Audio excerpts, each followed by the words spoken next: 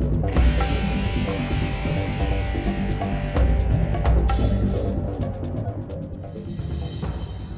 morning and good afternoon.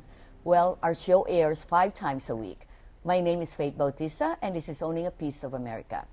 Ishka is the name of the lady seated next to me, and I'll let her give you her full name. But first, let me tell you that at 28 years old, Ishka is a 28-year-old mom and an owner of Californila, a fastest growing personal shopping online store with customers overseas who purchase items only available in the U.S. I love that business. It has over 83,000 followers on Facebook and employs a team of 51 people. Welcome, Ishka. Thank you, Faith. I'm just fascinated with you because I have a 28-year-old and 26-year-old daughters, and although she's starting a business, but you, a 28-year-old, you're a mom, and you employed 51 employees, and you're shipping worldwide. So tell me, how did you come up with the idea of being a personal shopper and being a shipper? So basically, I moved here when I was 18. I moved here with my family, and I started working for like a Beard Papa's cafe, and the money that I was making from that job, I was just buying products from everywhere I see, because I remember my friends in the Philippines. So you basically, you love to send gifts, so you just keep buying things, and then eventually your friends. And eventually my friends, they asked me to buy their shopping list. Let's say I want this pair of shoes or that pair of that gadget, and I would go and buy it for them. And they were the ones who recommended that I charge them for a personal shopper's fee. Because they're taking too much of my time, and for gas and all of that. So that's when it all started. It became a business from that. I'm curious, how much fee did you charge them? I would charge 10%. When we started, we were charging 10%, and until now, we still charge 10%. We kept it the same. But because of the volume? Yes, because of the volume. So how did you grow it, though? I mean, there's got to be a lot of trust and word of mouth here. Yeah, so social media really helped a lot. But what also helped us is instead of getting just individual customers, we started getting bigger businesses. People who have let's say locations at the stores and some schools. So a lot of that. So your customers are not just individuals, but also schools, agencies that are small businesses. And when did you start this? We started 2007, which is 10 years ago. So in 2007 till now, what are the roadblocks? I mean, how did you start your business, and how did you just start from your friends, and now I believe you have 10,000 clients a month that you ship?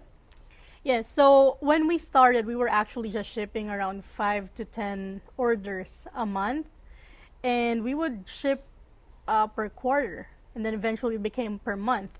And now we're shipping around 10,000 orders every single month by air, and we're shipping almost every day. Wow, how do you promote? How do they know that this Californila exists? So, to be honest with you, we didn't even start promoting it. We didn't put heavy advertising until 2013. Wow. So, it was really a word of mouth. And then, and because you're really, you graduated from La Salle, you said, right? And then you're a website creator? Yeah, so I graduated Information Communication Technology Management in De La Salle University. At the age of 18? In Manila. I went back to finish my thesis. Got it. At 20. Okay. So I was graduating that time. So I was the one who created my own website, and I created a platform where customers can order. And it was a one-woman show, because I would place the order, I would pack it and ship it, go to the store and do the customer service. And at that time, I had a full-time receptionist job, and I had a part-time at the Beard Papa's, and then I would do all of this after work. And then, did you have a child then? I mean, how old is your child? No, my child is just 10 months old. Oh, okay. Well, a new mom. Yeah. Wow. So, because you're technology savvy and you were able to use that in growing your own business. Yes. That's amazing. And for capitalization, I mean, that's the hard up for small businesses is the startup capital. How Yeah. did you make that happen? So initially, I really didn't have anything. So what I was doing was the money that I earn from my regular job, I would use that as the capital to fund the orders. And from time to time, I would borrow my parents' credit card back then, and I would just pay them. And then Ishka, just tell me, why are you Ishka and the complete name, since we were talking about that from the very beginning? Okay, my name is Charmaine Francesca Villacisneros-Tusjakova. Say that again? Charmaine Francesca Villacisneros-Tusjakova. Why so many names? Charmaine is my first name, Francesca's second name, and Ishka actually came from Francesca. Okay, good. Okay, wow. Ladies and gentlemen, this Ishka's story is, I mean, I've interviewed so many business owners, but I have not interviewed yet a 28-year-old young lady who's very, very successful. So I want to hear more about this because I have two daughters also that's in this business. We'll be right back owning a piece of America.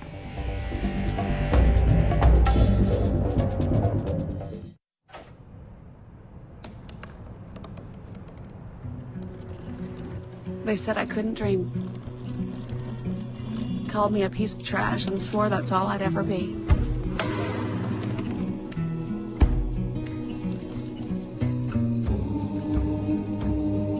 Said a bottle couldn't see the ocean.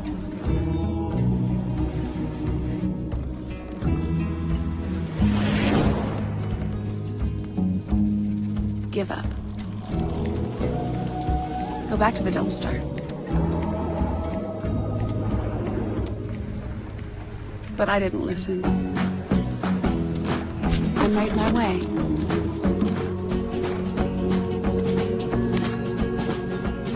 And now, I am what I've always wanted to be.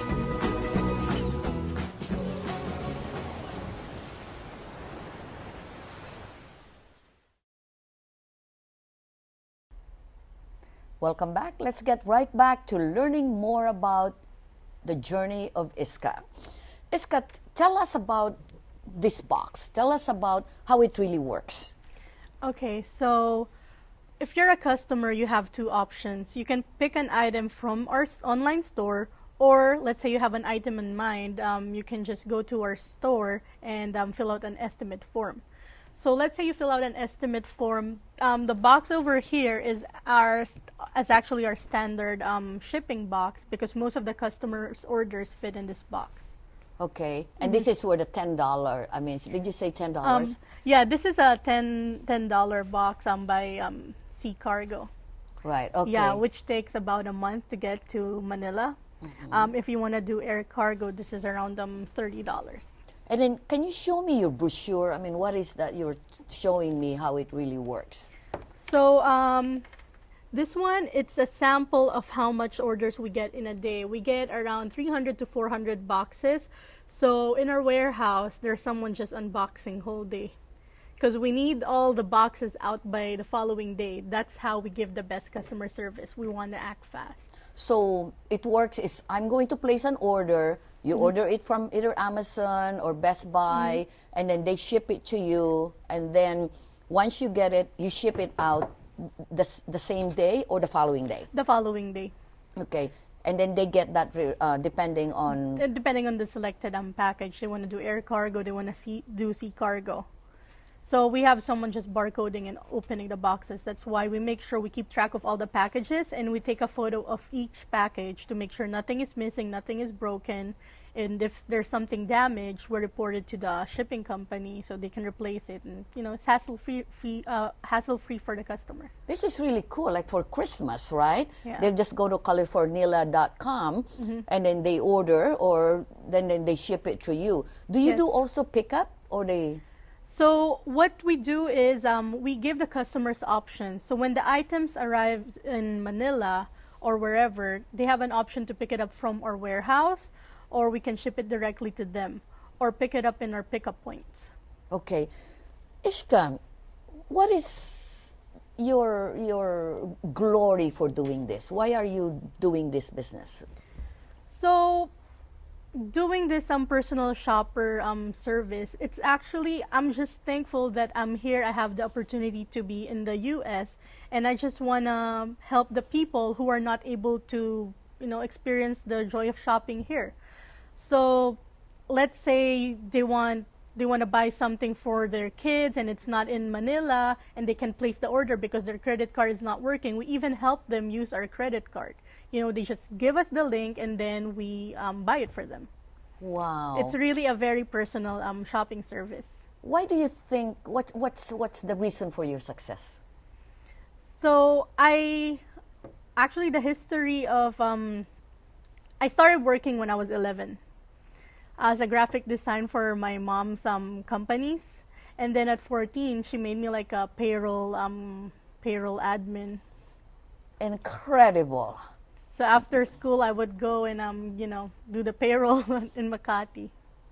Wow, at the age of 14. 14, yes. And then I started this business when I was 18. So my parents trained me very early. And I didn't know that it was a job back then. I thought I was just playing. So, as a millennial, young entrepreneur, what will be your advice? So my advice for all the millennials out there is just take the risk while you're young, because then you have more time to learn. That's right. Yeah. That's right. You can make mistakes and then it's okay. You have all the time in the world. Yeah, you have all the time in the world, and because if you don't take the risk today, you'll be in the same place as you were yesterday. Right. And Ishka, as a business owner, is hard work really plays a major role? I mean, how many hours do you work? Now that I have a daughter, a 10-month-old daughter, things change, your priorities change. But I don't think you need to work hard, you need to work smart and manage your time very well. Very good. Because I still sleep 8 hours a day. So you see, I've been a business owner since I was 26 years old also. And I was telling my girls that you need to start young. And by the way, saving money is making a big difference also, right? The business cannot own you. So what else do you think the young entrepreneur should be doing, especially now that, owning a house is very hard, starting a business is very hard? What else is other advice that you can give? I noticed that a lot of the millennials, they really, they need to have goals. They need to have real goals. Like my goal was to have a house at 25, and I worked myself up to buy a house.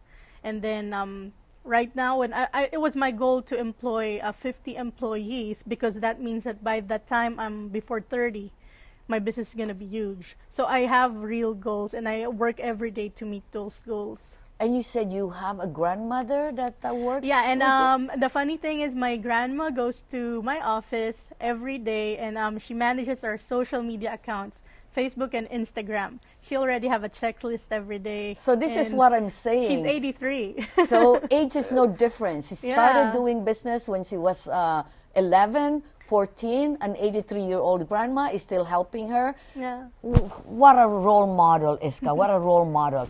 Ladies and gentlemen, there's really no reason to say nothing that you cannot do if you want to do it.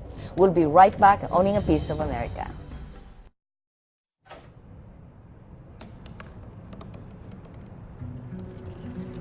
They said I couldn't dream. Called me a piece of trash and swore that's all I'd ever be.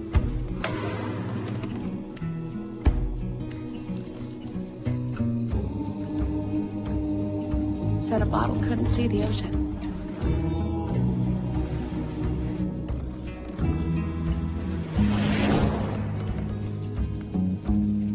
Give up. Go back to the dumpster. But I didn't listen. I made my way.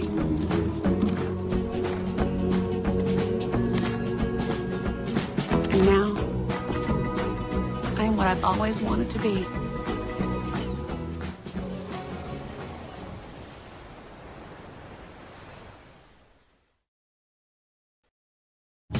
Are you feeling left out from the housing market? Do you enjoy a lifestyle of health, education, traveling, and fashion?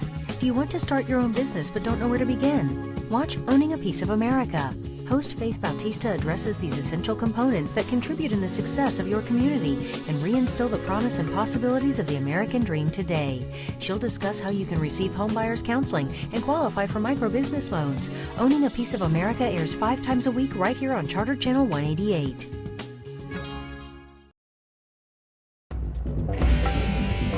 Owning a Piece of America presents Lifestyle.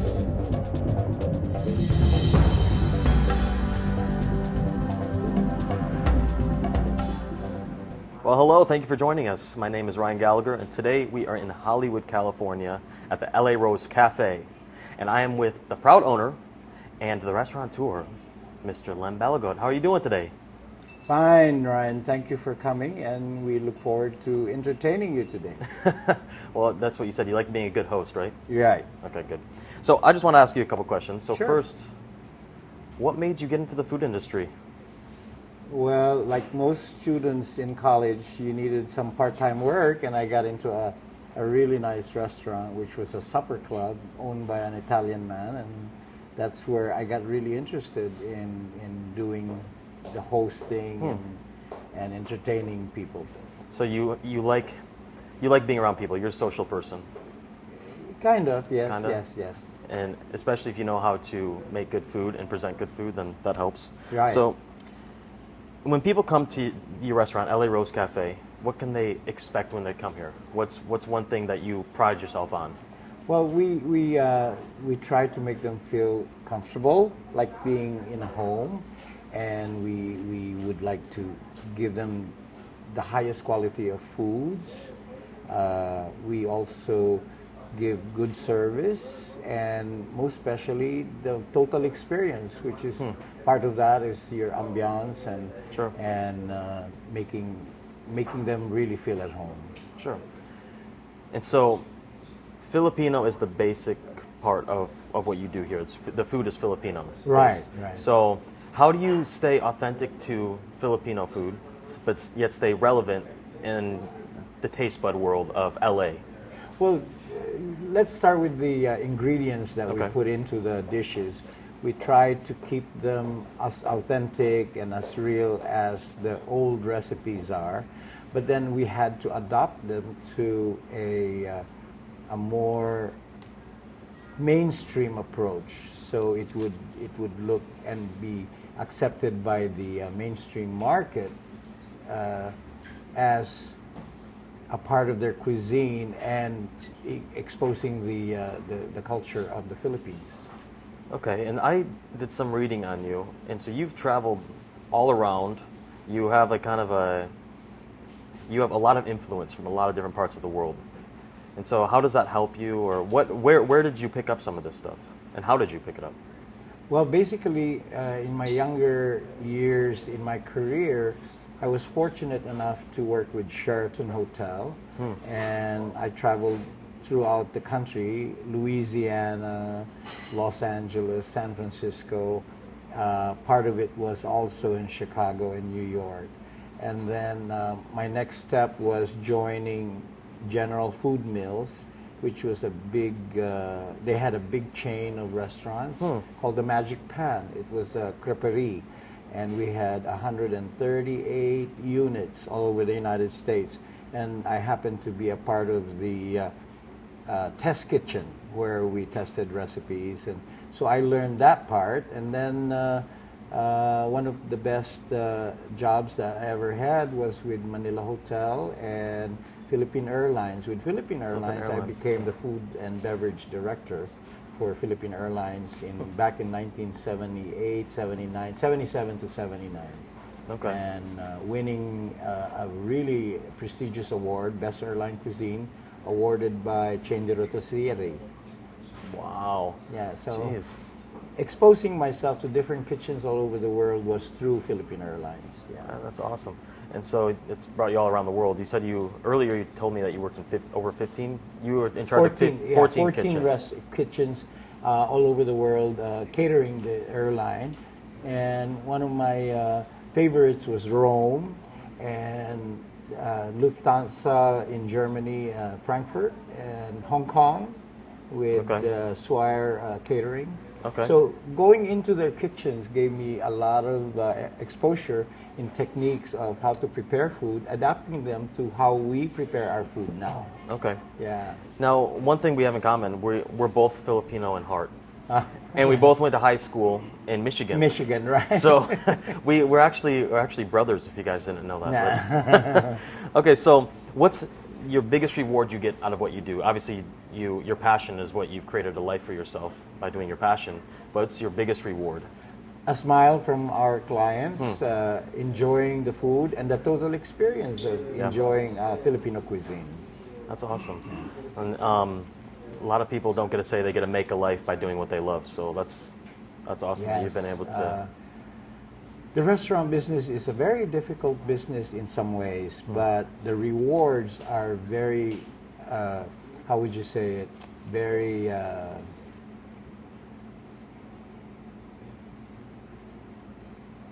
I'd hate to say the same word, but it's very rewarding when you have clients that really enjoy the ambiance and the total experience of It gives you like a dining. purpose. Yes. A purpose and So it's a passion that you have to have in order to really enjoy the work that we do in the restaurant business, and promoting Philippine cuisine, which I believe is one of the best cuisines that we have in the world, for the main reason that throughout the history of the Philippines, we've been exposed to 6-7 different cooking styles, namely the Spaniards when they colonized the Philippines for 426 years, and then the Japanese when we were under them for about 6-7 years, and then you have the Americans, of course, that protected us from all these other countries that tried to take over.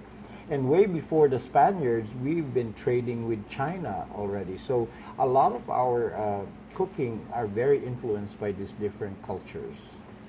And so what made you choose LA to open up a restaurant? Well, it's the entertainment capital of the world, right? Yeah, you get kind of it's a melting pot. It's a melting pot. Sure. And that's one of the reasons. Aside from, I think my number one reason was family. My parents decided to migrate to the United States way back in '76. And there was one condition that they made when they moved here, that we would all converge into Los Angeles because it's the most closest to the weather and much better weather to the Philippine weather. Right. So, Well, you heard it. This is the good weather to open up a restaurant. So we'll be back right after this break. thank you. You can be the greatest, you can be the best, you can be the king, come banging on your chest. You can beat the world, you can beat the war, you could touch a God, go banging on his door. You can throw your hands up, you can beat the clock, you can move a mountain, you can break rocks, you can be a master, don't wait for luck. Dedicate yourself and you can find yourself. Stand in the Hall of Fame. And the world's gonna know your name.